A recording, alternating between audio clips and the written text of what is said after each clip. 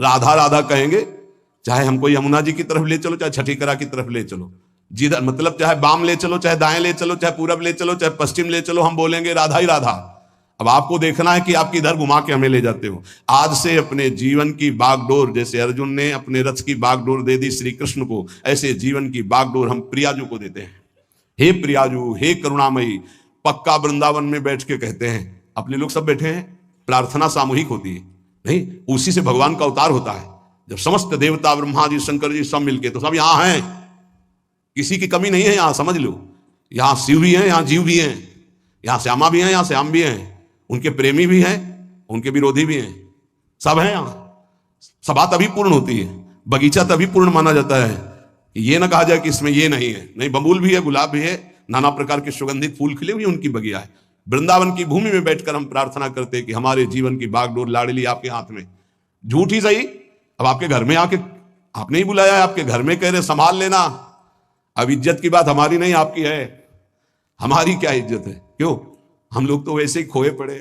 क्या है इज्जत? आपकी है, आप इतने महान हैं और हम आपकी शरण में हैं, और हमारा भरोसा लेके रहे कि ना रहे शरण में, ये भी हम नहीं कह सकते कि हम बने ही रहेंगे। गोस्वामी जी कह रहे हरि जो मेरो मन आठ न तजय, सच्ची कह रहे। बातें बनाना अलग बात होती, शरणागति का निर्वाह करना उन्हीं के बस की बात है, हमारे बस की बात है। बड़े बेईमान है अपने लोग। श्री जी से कहेंगे कि आपके सिवा हमारा कोई नहीं है, आपको हमने अपना जीवन, और यही बात कितनों से कह चुका है, यही बात कितनों से, कि उनका नहीं हुआ, आज यहां कहेगा, फिर किसी और से कहेगा।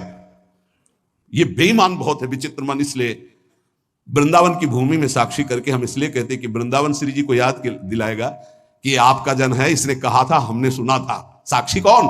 वृंदावन। केवट जब कह रहा है कि अगर चरण धुलवाना है महाराज तभी नाव में बैठा लेंगे, चरण नहीं धुलवाना तो नाव में नहीं बैठा लेंगे, क्योंकि मुझे कुछ शंका है कि तुम्हारे चरणों का कुछ है हिसाब प्रताप की, अगर छू जाए तो बढ़िया दुल्हन बन जाता है। एक दुल्हन है तो उसके के लिए हमें नाव चलानी पड़ती है, अगर नाव दुल्हन बन गई तो व्यापार भी चला जाएगा। फिर महाराज बड़ा विनोद किया, जो तरनी घरनी बन जाई, हमारा तो व्यापार है महाराज। भगवान ने कहा ज्यादा समय नहीं है इसलिए आप नाव लाई। बड़ा चतुर था, ना बीच में थी ना किनारे थी, बस 2-4 हाथ आगे थी। लक्ष्मण जी बार बार प्रभु आदेश कर रहे हैं और तू कह रहा है बिना चरण धोए। राम जी की तरफ देख करके लक्ष्मण जी से कहता, धमकी नहीं चलेगी आपकी? बरुती रमा रही लखन पे, जब लग न पाए पखारी हो।